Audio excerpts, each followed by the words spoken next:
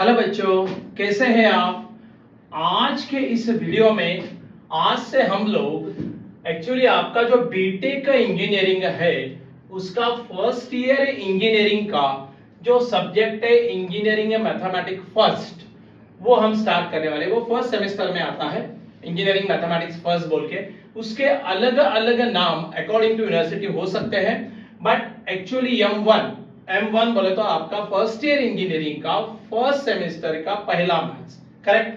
तो उसके हम लोग अभी यहाँ पे ये चैनल के ऊपर सारे वीडियोस 1 बाय 1 अपलोड करने वाले हैं। आप टॉपिक का नाम देख लेना एंड अकॉर्डिंगली आप वो लेक्चर्स को आराम से देख सकते हैं, करेक्ट। सो यहाँ पे ये जो सारे लेक्चर्स आने वाले हैं ये आपके YouTube के ऊपर आने वाले हैं, और YouTube में पर्टिकुलरली प्रोफेसर सुशील डांगे और डांगेस एकेडमी ये नाम से ये वीडियो वहां पे अपलोड हो जाएंगे। तो आप ये जो चैनल है YouTube के ऊपर उसको आप सब्सक्राइब करो, सो दैट आपको जैसा ही नया वीडियो आएगा तो आपको उसका इंटीमेशन मिलेगा एंड अकॉर्डिंगली आप अपने नोट्स को अपडेट करते रहेंगे। चले अभी देखिए, ये चैनल को आप सब्सक्राइब करो, लाइक करो, शेयर करो, कमेंट दे दो, फ्रेंड सर्कल में सर्कुलेट कर दो, सो दैट सबको उसका फायदा होगा। ये पूरे यूनिवर्सिटी का कॉमन चैप्टर पकड़ के हमने यहाँ पे ये टॉपिक को शुरू किया है। 1 बाय 1 सारे चैप्टर्स या सारे यूनिट्स जो आपके रहेंगे वो इसके ऊपर आते रहेंगे, चलेगा। So be in touch with us and let us start with. अब देखो यहाँ पे ये जो है यूनिट 1 में आज हम लोग चालू करने वाले हैं सेट्स एंड प्रपोजिशंस। ये वाला जो आपका यूनिट 1 है ये टॉपिक हम लोग शुरू करने वाले हैं, ये चैप्टर आज हम लोग शुरू करेंगे। और इसमें पार्ट फर्स्ट में हम लोग देखेंगे सेट्स एंड पार्ट सेकंड में हम लोग देखेंगे प्रपोजिशंस, राइट। सो आज हम देखेंगे इंट्रोडक्शन, सेट किसे बोलते हैं and terminology regarding this. Actually वैसे देखेंगे तो ये जो टॉपिक है आपका 11th के अंदर सेट्स रिलेशन एंड फंक्शन नाम से आया है 11th में, बट हो सकता है बहुत सारे लोग 11th को रेस्ट ईयर पकड़ लेते हैं या उतना वहां पे वो टॉपिक होता नहीं है। तो थोड़ा बेसिक से जाके मैं आपको जितना बेसिक लगेगा उतना बेसिक बता दूंगा and then we will start our regular lecture, चलेगा। So let us start with, अब देखो सेट्स, पहले बोला पार्ट फर्स्ट में हम लोग देखेंगे सेट्स। अब वहां पे सेट्स क्या होता है ये खाली आपको जो बताया जा रहा है ये नॉलेज पॉइंट ऑफ व्यू से है, ये कोई आपको पूछेगा नहीं, बट इसको प्रॉब्लम सॉल्व करते वक्त अपने को लगेगा, इसीलिए थोड़ा इंट्रोडक्टरी पार्ट हम लोग इसका पहले कंप्लीट करेंगे कि सेट उसकी डेफिनेशन क्या है, सेट को रिप्रेजेंट कैसे करते हैं, सेट के अंदर के एलिमेंट्स को कैसे रिप्रेजेंट करते हैं, राइट। ये सारे आपने को नोटेशंस मालूम होना जरूरी है एंड देन अलग अलग डेफिनेशंस वो पूरा समझाने की मैं कोशिश करूंगा यहाँ पे। सो आप केयरफुली लेक्चर को अटेंड करना, सुनना और अपने नोट्स अकॉर्डिंगली अपडेट करना साइमल्टेनियसली, राइट। ओके, अब देखो सेट किसे कहते हैं, a collection of well defined object is called as a set. Well defined object, right. मतलब यहाँ पे आपका ऑब्जेक्ट को वेल डिफाइन होना चाहिए। आपको क्या चाहिए, set of all odd numbers, set of all real number, set of all even number, सब क्या बता रहा है उसको हम क्या बोलेंगे, set. That is a collection of definite object. कुछ तो ऑब्जेक्ट उसने डिफाइन करना चाहिए, उसका हम बोलेंगे सेट। ऑब्जेक्ट जब तक डिफाइन नहीं होता तब तक सेट हम कैसे डिफाइन करेंगे, चलेगा। ओके, अब देखो यहां पे ध्यान देना, every member of set is called as elements. Set के जो हर एक एलिमेंट अंदर रहेगा सेट के उसको क्या बोलेगा, element. Every member of a set is called as element. ध्यान रखिए सेट्स आर डिनोटेड बाय, अभी देखो सेट अगर डिनोट करना है तो उसको कैपिटल लेटर से डिनोट करते हैं। कैपिटल है, capital B, capital C, capital D, whatever it may be, तो capital letters are used to denote the set, correct। आगे दोबारा ये प्रॉब्लम मैं आपको रिकॉल कराऊंगा, नहीं समझ में आया तो दोबारा ये पढ़ लेना, राइट। अब देखो और जो उसके अंदर के एलिमेंट्स है, सेट के अंदर के एलिमेंट्स उसको स्मॉल लेटर से डिनोट करते हैं। स्मॉल ए, small B, small C. Set को डिनोट करते हैं बाय कैपिटल लेटर एंड उसके अंदर जो एलिमेंट है उसको डिनोट करते हैं बाय स्मॉल लेटर, ध्यान दे रखिएगा। ओके, चले आगे। Okay, set is described in a word as, अब देखो हम वर्ड में भी मतलब टेक्स्ट में भी हम लोग सेट को डिफाइन कर सकते हैं, nothing but set of all desk in A class, class के अंदर कितने डेस्क है उसको हम सेट बोल सकते हैं। All the students in that classroom is nothing but what, set, ऐसे भी हम बोल सकते हैं। The number of trees in a forest हम सेट बोल सकते हैं, करेक्ट। सो ये जो है टेक्स्ट फॉर्म की बात हो गई, चलेगा।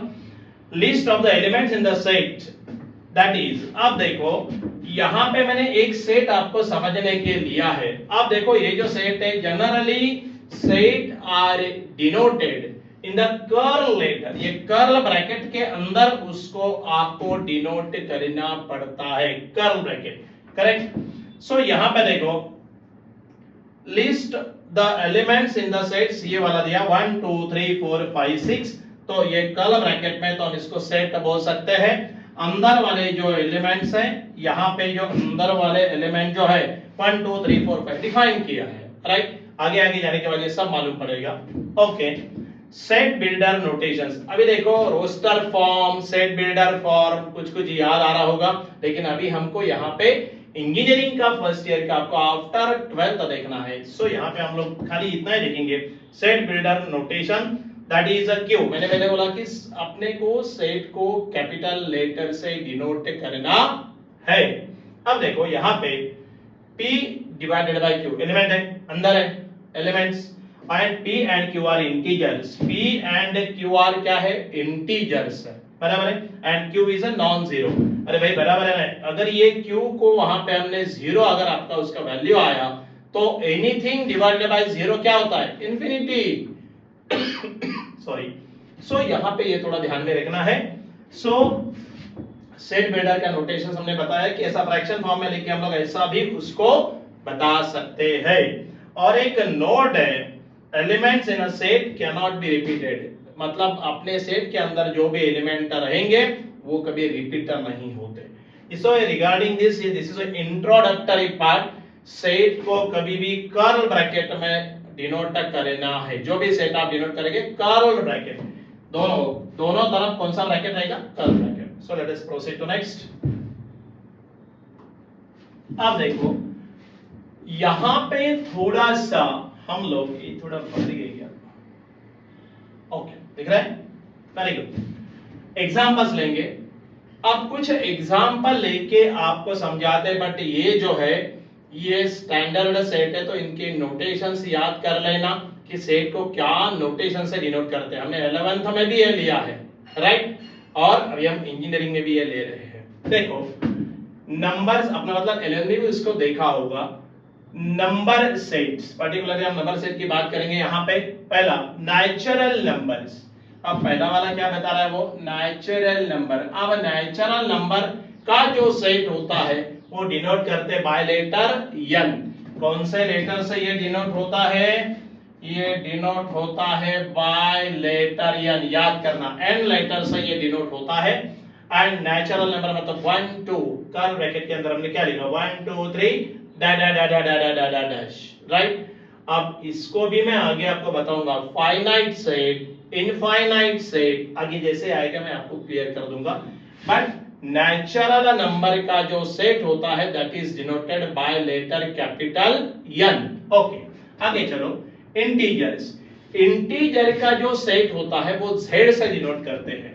इंटीजर का जो सेट होता है वो कैसे डिनोट करते हैं, बाय लेटर z। और इंटीजर बोले तो क्या, dash from minus infinity to -3 -2 -1 0 1 2 dash up to plus infinity. So nothing but it is the integer. Integer ध्यान में क्या रखना है, integer set is denoted by letter z, ध्यान में रखो, right. Natural number set is denoted by letter n, क्योंकि आगे ये अपने को बहुत बार लगेगा, फिर बोलते सर हमको z समझ में नहीं आ रहा है, n समझ में नहीं आ रहा है, तो थोड़ा ध्यान से लेक्चर को सुनिए। देन नंबर थर्ड पे आता है रैशनल नंबर। अब देखो यहाँ पे ये जो आपका रैशनल नंबर है उसको जनरली रैशनल नंबर के सेट को डिनोट करते बाय लेटर Q। कौन से लेटर से, कैपिटल, पहले बोला कि set is denoted by letter capital letter से डिनोट करते हैं Q, that is the fractions of integers with repeated block of digit after decimal. यहां पे रिपीटेशन देखो, एक एग्जांपल लेके समझाया है 3.4 56 56 56 56 रिपीट हो रहा है ना, nothing but what fractions of integers with repeated block of digit after decimal is nothing but your rational number, set of rational number denoted by letter q। अब जरा ध्यान देना, irrational number, correct, irrational number को generally denote करते हैं, यहां पे q star लिखा है लेकिन इसको आप q डैश से भी डिनोट कर सकते हैं, मतलब q का ये क्या है, कॉम्प्लीमेंटरी सेट है, राइट, कॉम्प्लीमेंटरी आपको मालूम है, सो q dash complementary set, q star से भी डिनोट किया तो चलेगा, q डैश से भी डिनोट किया तो चलेगा। Number with decimal expansion having no repeated block, वहां पे रिपीटेड ब्लॉक हो रहा था, यहां पे रिपीटेड ब्लॉक नहीं है of the digit after decimal, जैसा पाई का वैल्यू पकड़े √2 माइनस √6 या e एंड सो ऑन। समझने के लिए आपको एक दो तीन एग्जांपल लिया। सो इररेशनल नंबर क्या बता रहा है यहां पे, irrational number generally denoted by letter q dash, that is इसको q का कॉम्प्लीमेंटरी सेट बोलते हैं या q स्टार, आप इसको कुछ भी बोल सकते हैं। क्या है मैंने बताया। अब देखो ये आपका हो गया है irrational number, correct, irrational number जो है। अब देखो थोड़ा सा इसमें एक और बात बता देता हूं मैं, यहां पे इररेशनल जो नंबर है, एक थोड़ा सा यहां पे जगह क्रिएट कर लेते हैं,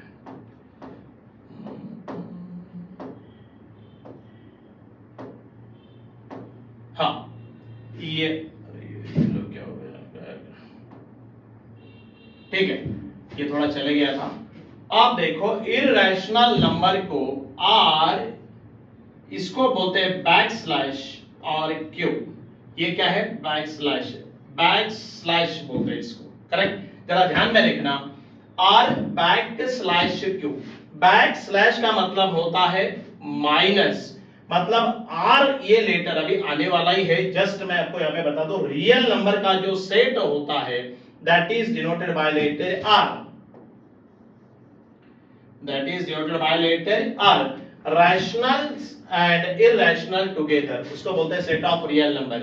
तो ये जो irrational नंबर का सेट है जनरली r बैकस्लैश q, वैसे तो इसको कोई ऐसा लेटर है नहीं, ऐसा पर्टिकुलर लेटर, फिर भी हम लोग उसको q dash, capital q dash या q स्टार से बोलते हैं, बट ये बैकस्लैश का मतलब जरा समझ लेना, उसका मतलब होता है minus, nothing but set of real number minus set of your rational number, r backslash q, समझ लेना। ये जो r बैकस्लैश, ये बैकस्लैश कभी भी आया तो समझ जाना कि क्या बताएगा, माइनस बताएगा, पहले सेट में से दूसरे सेट को माइनस करना है, nothing but set of real number, यहाँ पे r बैकस्लैश q की बात कर रहा हूं, set of real number minus set of q letter क्या बताता है, सेट ऑफ रैशनल नंबर।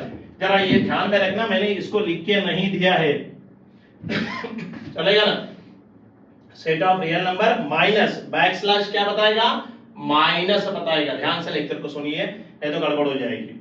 अब देखो मैंने पहले बताया कि इररेशनल नंबर को ऐसा कोई पर्टिकुलर नोटेशन नहीं है, बट आप q डैश मतलब ऊपर से जो हम स्लैश लेते हैं नथिंग बट q स्लैश, इसका कॉम्प्लीमेंटरी या q स्टार से आप इसको डिनोट कर सकते हैं। ओके आगे चलो, रियल नंबर के बारे में बताया, एंड देन कॉम्प्लेक्स नंबर। अरे भाई ये कॉम्प्लेक्स नंबर आपने 12th में भी किया है, राइट, हम इंजीनियरिंग में भी करेंगे कॉम्प्लेक्स नंबर, उसका अगले वाला पार्ट रहता है, वही नहीं पढ़ना रहता, उसका अगले वाला पार्ट पढ़ते हैं हम लोग, राइट, तो वहां पे भी बताऊंगा।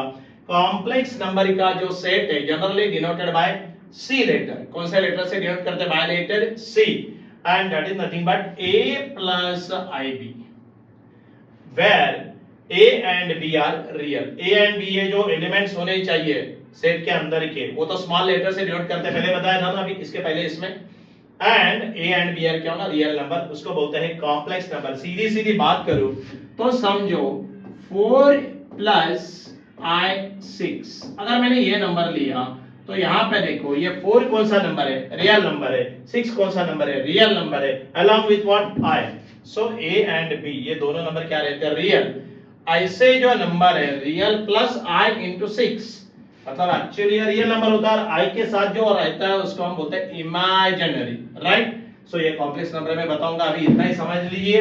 कॉम्प्लेक्स नंबर का जो सेट है that is denoted by letter c and that is nothing but c in a curly bracket because sets are denoted in the curly bracket, उसके अंदर रहता है वो a plus ib where a and b are real numbers. Are you getting it or not? Proceed to next. एक बार go through it, जैसा कोई problem नहीं है, शांति से एक बार सुनेंगे तो ये सब समझ में आएगा। चलो अब देखो टर्मिनोलॉजी, थोड़ा टर्मिनोलॉजी इसीलिए समझ में आना जरूरी कि जब प्रॉब्लम देखे तो वहां पे कोई सिंबॉलिक रिप्रेजेंटेशन देते हैं और फिर अपने को गड़बड़ हो जाता है कि ये क्या बता रहा है। देखो ना टर्मिनोलॉजी में बिलोंग्स टू, करेक्ट। अब देखो if x is an element of set A, ये जो x है ये सेट A का क्या है, एलिमेंट है, then we write it as x belongs to A, क्योंकि वो जो x है वो A सेट के अंदर है तो वो A सेट को क्या करेगा, बिलोंग्स करेगा, राइट। जैसा मैं पर्टिकुलरली कोई कॉलेज का स्टूडेंट हूं तो I belongs to that college, so belongs to इसको डिनोट करने का ये जो सिंबल है it is like this, belongs to, या ऐसा करके ऐसा रहता है, बिलोंग्स टू बोलते हैं उसको, correct. Otherwise x is not belongs to A set के अंदर अगर वो x एलिमेंट नहीं है तो उसको बिलोंग करेगा क्या, नहीं। अगर आप इंजीनियरिंग के स्टूडेंट हो तो आप मेडिकल के स्टूडेंट तो है नहीं, मतलब you are not belongs to medical student, तो not belongs to, this is a belongs to, this is a not belongs to. Are you getting it और नॉट? बिलोंग्स टू ये हमने पहले भी मैथमेटिकल लॉजिक में यूज किया है 12th के अंदर, राइट। कोई बात नहीं, हम लोग सारा जितना डाटा लगेगा, जितना नॉलेज लगेगा सब हम बता देंगे, उसकी चिंता मत करो, खाली लेक्चर सीरियसली सुनो एंड अकॉर्डिंगली नोट्स कंप्लीट करना, चलेगा। ओके अब देखो ना यहाँ पे एक एग्जांपल भी है। इफ ए एक हमने सेट लिया 1 2 3 4 5 6, अब देखो इसमें हम बोल सकते हैं कि 4 ये जो नंबर है ये ए सेट के अंदर है ना, 4 नंबर ए सेट के अंदर है, बोले तो वो ए सेट को 4 नंबर क्या कर रहा है, बिलोंग्स कर रहा है, मतलब दिस 4 नंबर का जो एलिमेंट है वो सेट ए को बिलोंग्स कर रहा है। बट ये सेट 1 to 6 तक ही है, समझो उसमें 8 ये नंबर लिया गया या 7 ये नंबर लिया गया, मतलब ये छोड़ के बाकी कोई भी नंबर लिया गया क्योंकि वो सेट के अंदर नहीं है, तो उसको क्या बोलेंगे, it is not belongs to. इसको क्या बोलते हैं, इसको बोलते हैं, ये क्या हो रहा है, ये हो गया,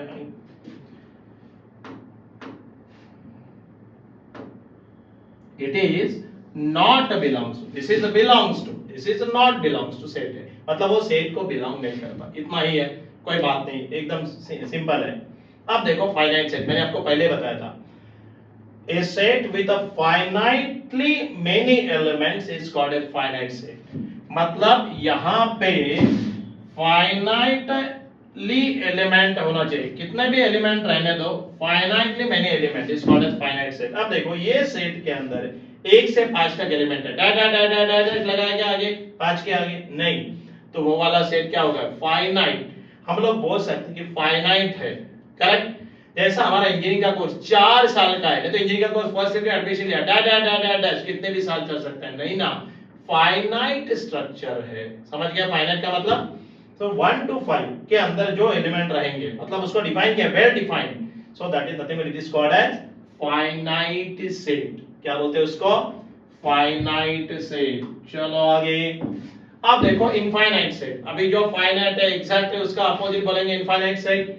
A set with a infinitely many elements is called as a infinite set। क्या बोलते हैं उसको, इनफाइनाइट। अब देखो ना B सेट लिया है, सेट को जनरली कैपिटल लेटर से डिनोट करते हैं। अब ये जो B है देखो ना, आई in the curly bracket 1 2 dash, अब कितना तक, अरे भाई ये डैश ये क्या बता रहा है, इनफाइनाइट एलिमेंट है वो सेट के अंदर, फाइनाइट है क्या, नहीं, तो इसको बोलते हैं infinite set, finite set, infinite set, समझ में आया। चलो नेक्स्ट नंबर 4 पे एम्प्टी सेट और नल सेट, मतलब भाई वो सेट के अंदर कुछ भी नहीं है, उसको बोलते हैं empty set. And empty set is denoted by letter phi. ध्यान में रखना ये स्टैंडर्ड नोटेशन है। फाई ये जो नोटेशन यूज होता है that is for empty set. So यहाँ पे हम लोग बोल सकते हैं, यहाँ पे एक मैंने सेट लिया सी, और ये क्या है, सेट के अंदर कोई एलिमेंट दिख रहे क्या? नहीं, तो आप बोल सकते हैं कि this is your phi set. Phi set बोले तो ये सेट क्या है? एम्प्टी सेट है। जिस सेट के अंदर ऐसा एक आधा हमने सेट लिया और उसके अंदर कोई एलिमेंट ही है नहीं, तो उसको हम क्या बोलते हैं? It is denoted by letter phi, nothing but phi, that is nothing but your empty set और नल सेट। उसको बोलते हैं एम्प्टी सेट और null set. Right, no problem. समझ में आया? मतलब वो सेट के अंदर कोई भी एलिमेंट नहीं रहेगा, दैट्स ऑल, नल और empty, nothing more than that. Proceed to next. Let us start with subset, another definition. अब यहां पे देखो हमने क्या देखा है सबसेट। सबसेट ये बहुत इंपॉर्टेंट बात है, इंपॉर्टेंट डेफिनेशन है।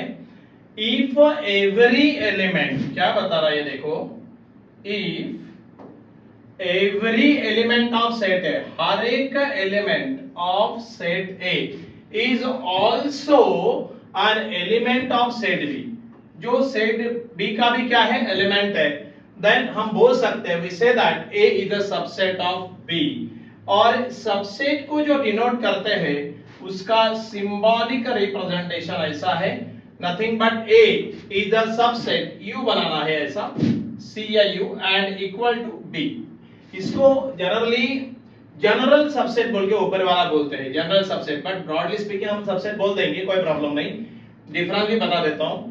इफ मान लो ए आपका एक सेट है 1 2, राइट, आपको अभी बताया था कि सेट जो होता है वो कभी भी कैपिटल लेटर से दिखाते हैं और उसके अंदर के एलिमेंट थ्योरेटिकली दिखाना है तो स्मॉल लेटर से दिखाते हैं, और वो एलिमेंट एनक्लोज्ड इन ए कर्ल ब्रैकेट, राइट। तो ए मेरा ये एक सेट है 1 2 और बी मेरा एक सेट है 1 2 3। अब देखो ए के जो एलिमेंट्स है 1 2 वो बी सेट के अंदर है ना? यस है, तो हम बोल सकते हैं कि ए ये बी का क्या है? सबसेट है। So A is a subset of B. और मैं आपको कैसे लिखा? राइट। अब थोड़ा सा ध्यान दो, इसको मैंने पहले बोला कि जनरल सबसेट बोलते हैं।